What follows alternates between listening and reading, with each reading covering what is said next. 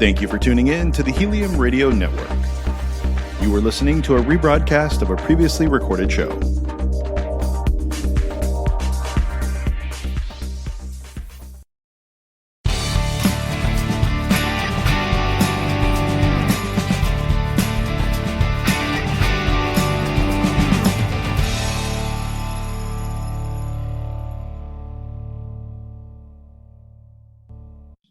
Welcome back to Sessions with Sarah on Helium Radio. Today I'm with Dr. Christine Bishara, and she knows all about your gut health and how it affects you in COVID. Welcome to our show. I'm so excited to have you.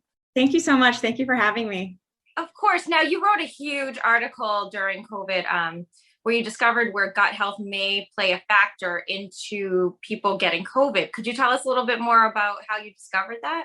Sure. So I live in New York City, and as most people know, New York City got hit like pretty early with the pandemic. Right. So a lot of things were shut down. My office, which is mainly outpatient, and I focus more on gut health and weight loss, that was closed because we weren't really considered essential. But my husband, who's a pulmonologist intensivist, had the opposite effect, where he was actually kind of just like thrown into the ICU coverage like daily.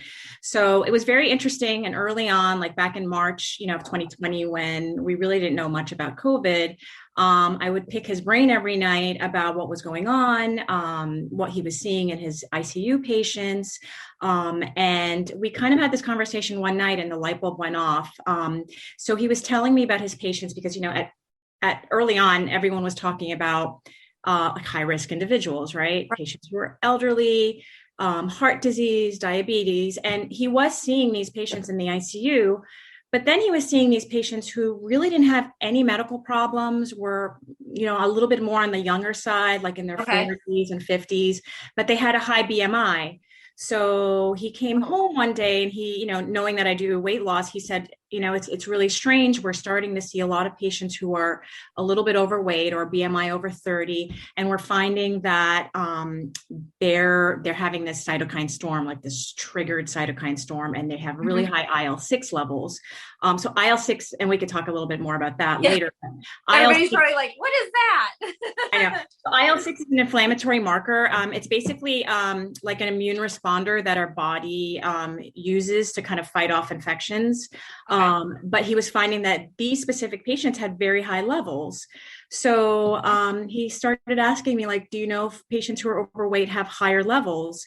And, oddly enough, IL-6 is one of those immune responders. It's an interleukin, which the body kind of releases in response to like supposed inflammation that the body sees, right? Right. So it's actually a little bit higher subclinically even in the same individuals that are getting sick. So they already have this like subclinical inflammation, right? And in short bursts, IL-6 is great because it's that responder, it gets things done, your body responds, it's an adequate immune response. But unfortunately, when certain people have a chronically elevated levels of IL-6, that's when it's not so good. It's similar to cortisol, where, higher levels of cortisol. Like stress. Yes, exactly. Okay. Exactly. So after he told me that, I kind of just started thinking like a little bit more research into, okay, this makes sense. But then we were also thinking, well, it's odd because kids weren't really getting sick, right? Everyone was saying children aren't really getting sick. And so I wanted to find out what it was about specifically children and why they weren't getting sick. And overall, we know that children's guts are much healthier than adult guts, right? It's good to be a kid. It's good to be a kid. Exactly. Your body you don't get bloated. Exactly. Your body can tolerate a little more insult, right? Right. So until a certain degree, right? Right. So oddly enough, we kind of started focusing on the gut, and we found that the gut microbiome, which is the trillions of organisms that are actually present in your gut, is very different in children, and more specifically in children under 10 than it is in adults. And more specifically, they have a much higher level of a specific gut microbe called bifidobacterium in their gut than adults do. And it's funny because children have they can have up to, it varies, up to 50 to 80% of their gut as bifidobacterium, whereas in adults, it starts to slowly decline. Right. So, myself and my husband, and then a couple of colleagues of mine who are scientists and like they're more into the immune pathways, which is the stuff we don't really do clinically. We kind of started putting our heads together and doing a little bit of research on bifidobacterium and if that was maybe something that was related to what was protecting children. So oddly enough, we found that, believe it or not, bifidobacterium actually works on the same immune pathways that COVID was attacking, which are the IL-6 pathways. Okay. It downregulates IL-6 and it upregulates a couple of anti-inflammatory pathways. So it was like it's getting rid of the immune pathway or at least it's downregulating. Like destroying the good bacteria, basically, kind of. Well, so in adults, their levels start to decline. And oddly enough, children, we think that children have higher levels of this specific gut bacteria because, when you're born, it's like nature's way of building your immunity, right? Like, we have an innate immunity and we have adaptive immunity. And innate is what you're born with, right? But then as you grow, you develop even more of an immune system, and that's your adaptive immunity. So it's almost like kids have a higher level of this because it's their way of building up their adaptive immunity. And so that's what we found, that it's directly downregulating the immune pathways that COVID's affecting. So it was very interesting to see. And then we did a little bit more research on bifidobacterium in general, and it's actually been used like previously for numerous conditions with really good results. Including like influenza, kids with enterocolitis when they're born premature. Sometimes they have enterocolitis. So many other conditions, asthma, cancer. It's fascinating. Yeah. So it's in most probiotics, actually. I was gonna just ask that because I have to say, being a pharmacist, that's like the number one question we get. And they're always like, which one do you recommend? I've been recommending, because I'll take it myself, is Culturelle. But what one is the best one in your opinion? Because a lot of people want to know that. Right. And Culturelle is good. And I mean, personally, I feel like there are so many that are good, but there are some that really aren't as high quality. So I do tell my patients to look for a few things. If you're going to buy the one that's not refrigerated, like the bottle, the pills, those usually require a little bit of a higher, like a colony count. They call it CFU, colony forming units. So you want to try, if you really want to kind of amp up your immune system, you want to try to get those higher than 50 billion CFUs. And that's something that you can look at the bottle and read. So higher than 50? Higher than 50 billion for the ones that aren't refrigerated, because the non-refrigerated. Okay. Yeah, you have to kind of like factor in the fact that they're not all going to survive, right? And so the higher that count is, the better. Cool to know. Yeah, like all these things. Yeah, I know. And you want to look at the CFU at the end of the shelf life, and it should be written on the bottle. So that's if you're doing the the regular probiotics that you get off the shelf. But there's other probiotics that you can get which are refrigerated. And those are usually like a higher quality because they're refrigerated. They get shipped refrigerated to you. And so those are pretty good, but you also want to look at the CFUs as well. Is that the Florister one? Sorry? Florister, I think it's called. I think I feel like we had one in the fridge for a while, but it kind of like went passe. I don't know why, but there are a bunch. I mean, the one that's like all GI doctors and like doctors who have patients with inflammatory bowel, for example, they use the Microbiome one, which was created by a GI specialist who really studied the gut. And that has like between 100 billion to 800 billion doses based on the formula. I don't think everybody needs that much. But that's like the gold standard one, and it's refrigerated. But then there's like another set of probiotics that are like the spore forming ones. So it's packets, like sachets. You open them and then you mix them in water, and that activates. That activates the bacteria, and then you swallow, and it's supposed to, like get to clean it out. Well, not clean out, but like get to your intestines quicker, and but another thing like a lot of people don't realize is don't take a probiotic with food, because that slows the transit time, right? You want it to get to your lower intestines, right? So it slows the transit time. So the best time to take it is on an empty stomach. Okay, like Like before bed, maybe? Before bed is good. I usually take it first thing in the morning. Mhm. Just take that and then I'll wait a little bit and then I'll take the rest of my vitamins. Yeah. So yeah. But yeah, you want to make sure your stomach's been empty for a few hours beforehand. That's good to know. See, look at Yeah, all these things that I can like pass on to patients, you know? But absolutely. I get ask the experts because I will say like that is like one of the number one questions we get. Like that's the most popular thing lately. So Interesting. Yeah. Are you feeling like gut health is like really exploding recently and yes. so much information, right, related to gut Mhm. health? Yeah. Yeah, it's like huge. It's like that and then they want everybody to take the apple vinegar Apple cider cider. vinegar. Yeah. Yeah. Actually, that's a really good, I'm glad you brought that up because I always feel like, yes, it's great to take a probiotic, but really work on taking a edible probiotic like apple cider vinegar, but also like kombucha, kefir, like try to incorporate fermented foods into your diet during the week because those have like live cultures that are edible, right? Um, Right. and even more importantly than that, you want to take prebiotics, right? So prebiotics are the fibers that are present in plant-based foods, Okay. because those are actually think of them as like food for probiotics. Like my patients, like I try to explain it a little bit to them so that they understand because a Mhm. lot of the terms are confusing. Like, there's prebiotics, probiotics, and postbiotics, right? And like, Right. what's the difference? So prebiotics are those plant-based fibers, right? That you're eating vegetables, fruits, Okay. legumes. Those are the prebiotic fibers. And believe it or not, those are actually the food for your probiotics. So they're the food for your gut.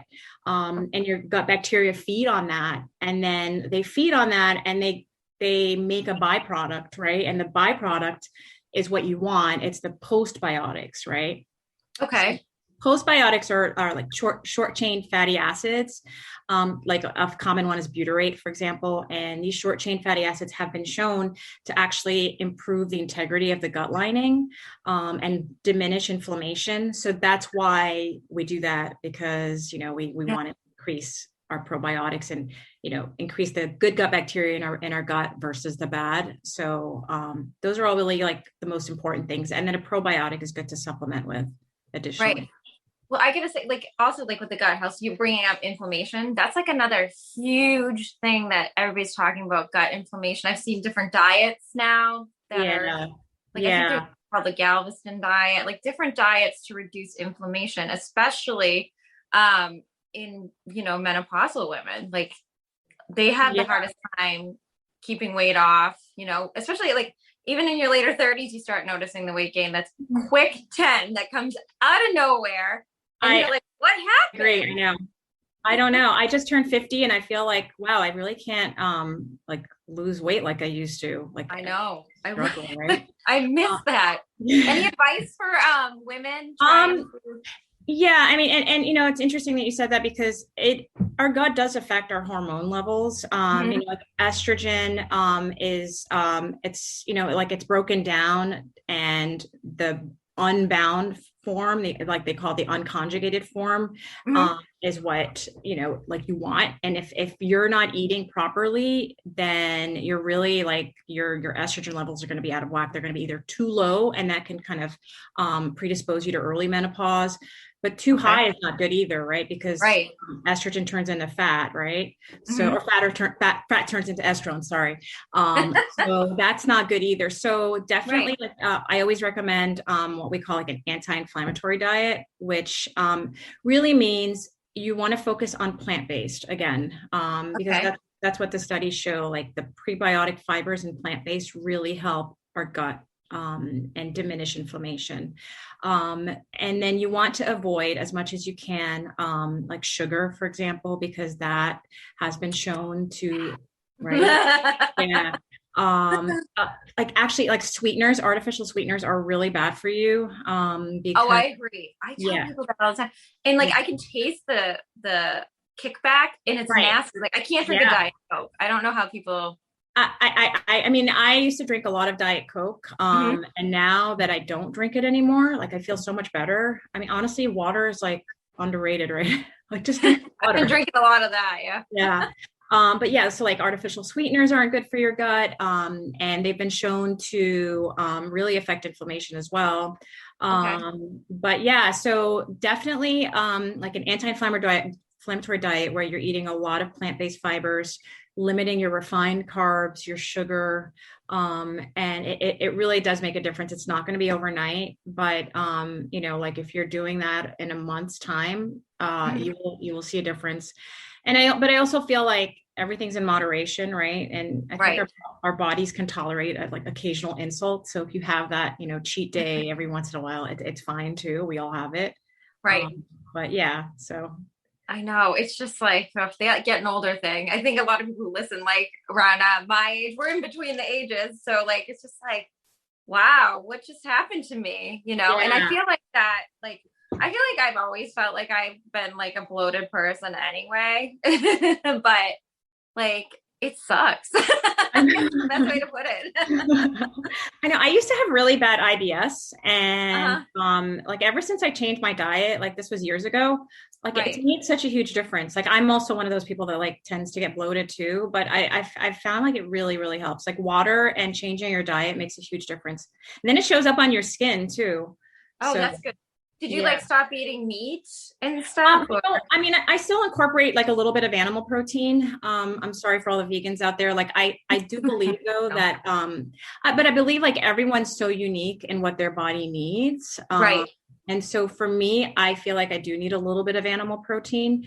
I usually will focus more on like salmon, which is really good. It's got really high, omega-3s, and more fish based. But have you ever tried the Omaha steak salmon though? I have to tell you. Just random. That's how I work. Okay. I mean, I've heard of their steaks. I've never tried their steaks either, but I've heard they're really good. They're good. I'm kind of off of steak because it just wasn't working with. I have always loved it, but just some things I saw thanks to my vegan friends. Anyway, but their fish is really good, and they marinate it in this like sauce. It's just so good. You gotta try it. I'll have to try it. Yeah. Random plug. I don't even work. Yeah. I get this wild salmon from Costco, which is I don't even know the name, but it's also like it has like this marinated like spice. Oh, it's really, really good too.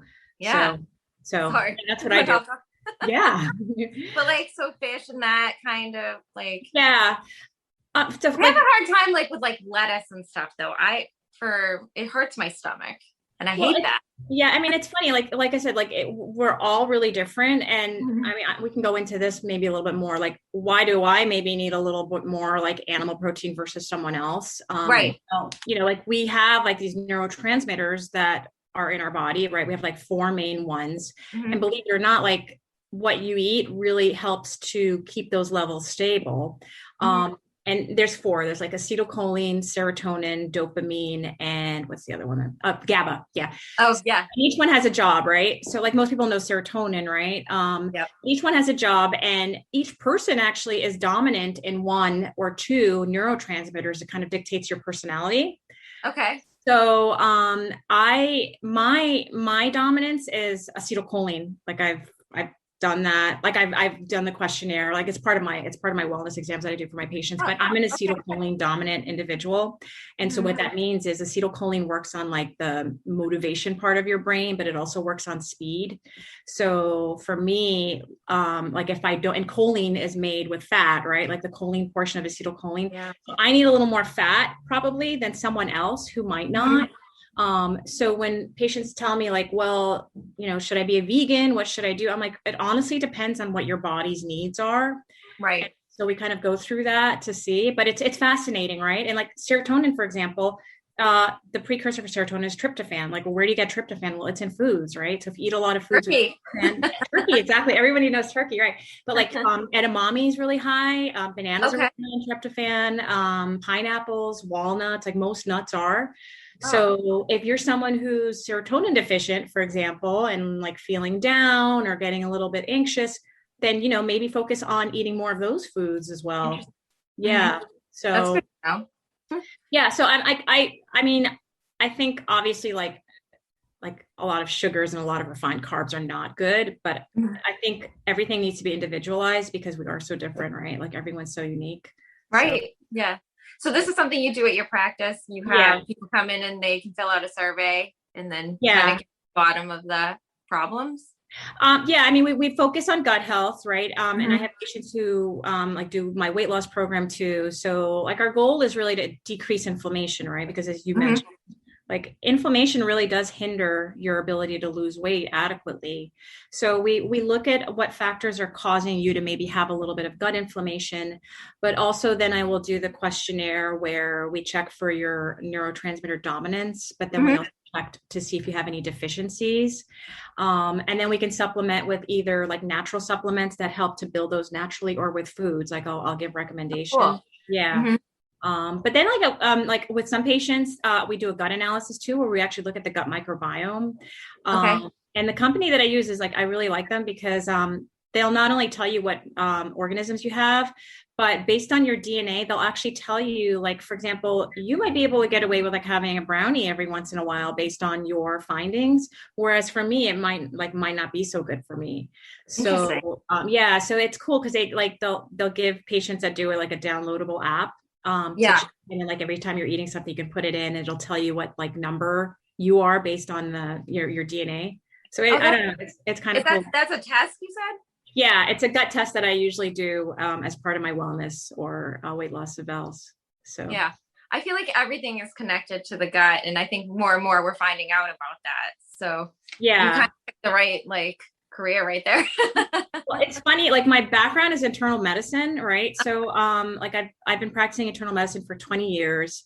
And as much as I love internal medicine, like my passion has always been like nutrition and how food affects like how we feel and how we look, right? And you know, like as somebody who used to be obese when I was younger, like I saw a huge difference after I lost weight, like not only physically, but like it really affected me mentally too. That's true. So, right. Like, I mean, we all have our good days, right? When we're looking really good and eating right. Right. So that was something that I really like never felt like I had enough time to spend talking to my patients when I was doing like traditional internal medicine. Right. So that's why a couple of years ago, I just decided, you know what, I'm just going to do my own thing and like open my practice and just really focus on gut health, nutrition, and, you know, teach patients and show them that really are like you really are what you eat. And you can dramatically affect how you feel and look just from your diet. That's really cool to know. I feel like for me, I could use you because I just like, I always feel like, because, you know, working and stuff, I'm like, especially when you're working 12-hour days, I don't have time. We don't get breaks. So I don't have time to eat, but I'm like, I need something quick and healthy, but I feel like I'm always missing out on something because of that. Or, you know, you just get to the point where speaking of COVID, the vaccines came in when it was my long weekend to work, and I'm like 2:00, I'm starving. I'm like, and I don't even eat Wendy's. I was like, can someone just get me some food? And I'm having chicken nuggets, you know?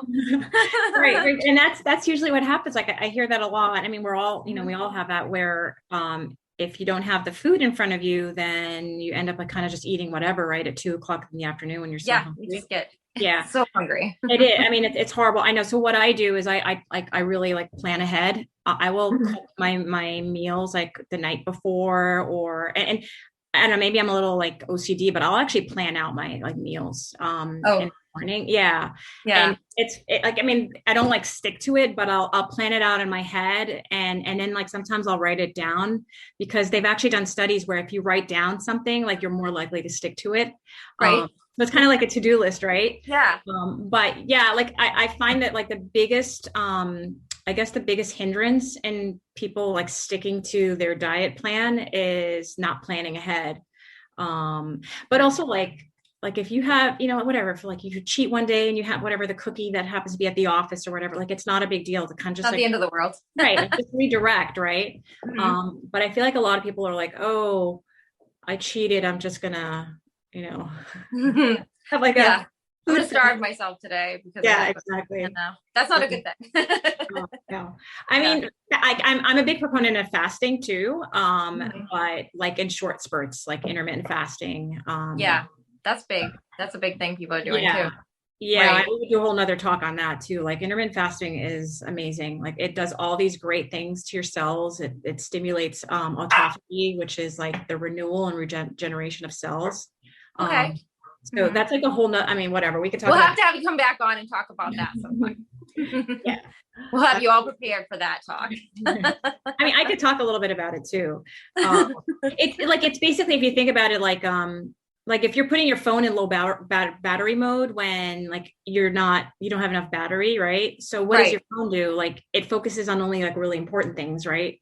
So like trivial stuff, it like doesn't focus on.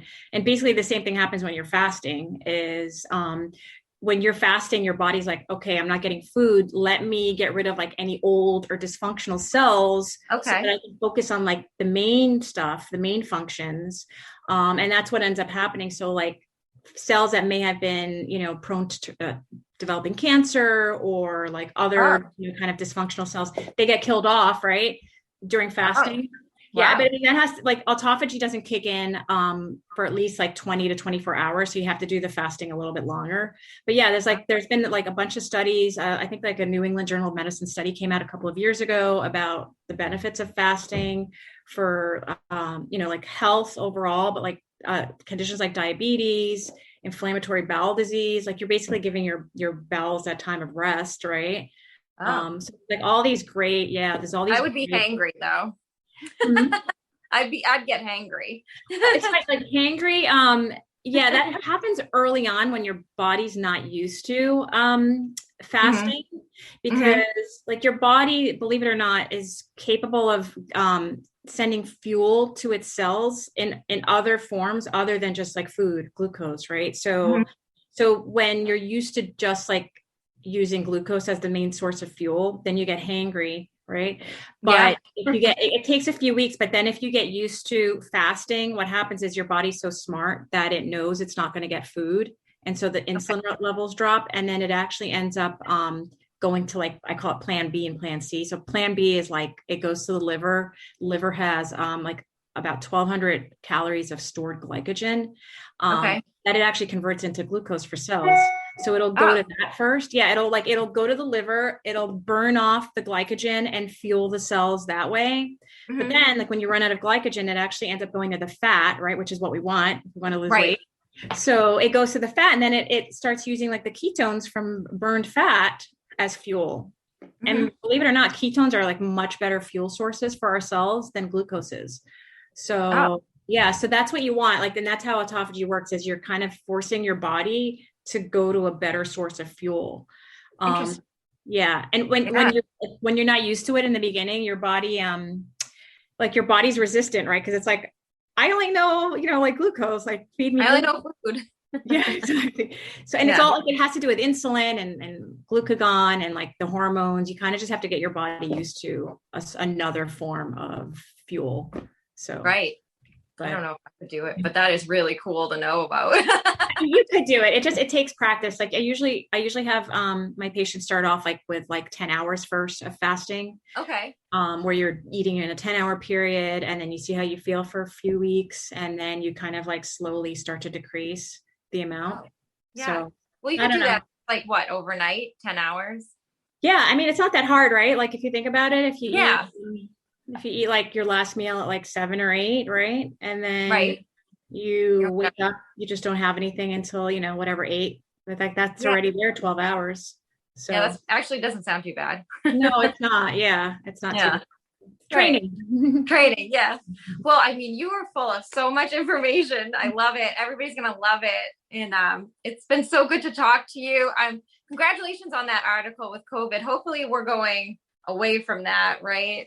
I think so. I mean, I don't know how it is where you are. Like in New York, it's gotten a lot better. Got some like restrictions eased up. So hopefully I know. I'm just crossing our fingers that same in Boston, but that we don't go kind of backwards, because I'm seeing a little bit too much, and I'm like, you're not all immunized yet. So what's happening? I know exactly. I know. So we've been getting a lot of like vaccinations coming in, like more vaccinations than we had been. So I mean, I personally believe like gut health is like 10 times more important than a vaccine, but that's not something that happens overnight, right?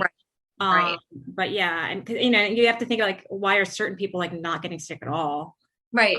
Others getting really sick, right? I know. I have one friend, she was exposed twice. She's living with her brother and his fiance. Yeah. And they both got COVID. She never got it. She was exposed somewhere else at work, never got it. So I said, go get your blood tested because she didn't know what she was. She is O. And I feel like more of these O people are the ones not getting it.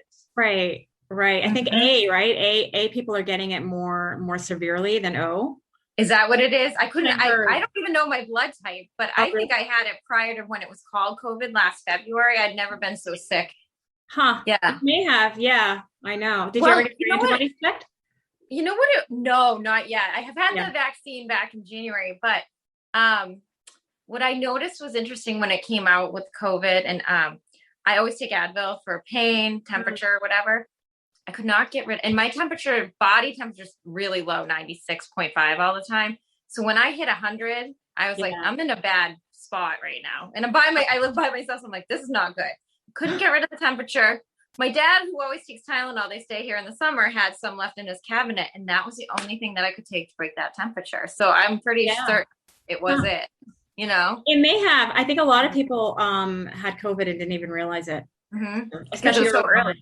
Yeah, I think I had it too. I think I had it back in March actually as well. Yeah, so. It was like mid-February, early March, people were starting to get sick, but they weren't calling what it was. Right, exactly. Yeah. I know. But I think it's interesting about somebody like her never getting it, ever. Yeah, I mean, it like, bottom line, I think it's all, like, it all has to do with, like, underlying inflammation, whether it's obvious inflammation or subclinical inflammation. And, you know, some people have that subclinical inflammation that you don't even realize until, you know, later on they might develop like some kind of, you know, chronic illness. But that's my MO. I'm sticking to it. I like it. We'll have to have you come back on and talk about this some more, and diet and your weight loss stuff, because people are definitely interested in that. And so am I. So yeah, absolutely. Yeah. Thanks for spending time with us. Where can everybody reach out to you? I have an Instagram that I post a lot of information on, Dr. Christine B. It's the doctor spelled out. And I'm also on Clubhouse. I don't know if you have on Clubhouse. I am, but I it overwhelms me. I just started, so I agree with you. But I kind of like that it's like, first of all, that it's voice, right? So you can kind of have all these great discussions, and I've listened to so many great discussions in other rooms. So I like that aspect of it, but I agree. Like I'm still kind of working out the kinks and trying to figure it out too. Right. Yeah. There's a lot to it, but yeah, no, that's a great place for people to go and hear. So if y'all are in Clubhouse, you can hear, you know, your point. Yeah. And thank you so much for having me. Of course. We'll have you back on soon, and stay safe out there. Or we'll talk soon. All right. This is Dr. Sarah from Sessions with Sarah on Helium Radio. We'll see you next week. Bye, Christine. Thank you so much. Bye. Thanks for having me. All righty.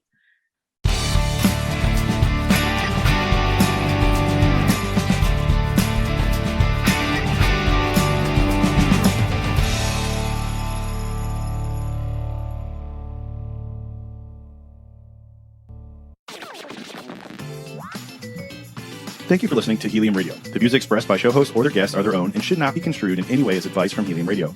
We make no recommendations or endorsements for radio show programs, services, or products mentioned on air or on our website. Personal perspectives expressed by the producers, writers, and editors will always be presented as such. Any rebroadcast or retransmission without the express written consent of Helium Radio is strictly prohibited. Thanks for listening.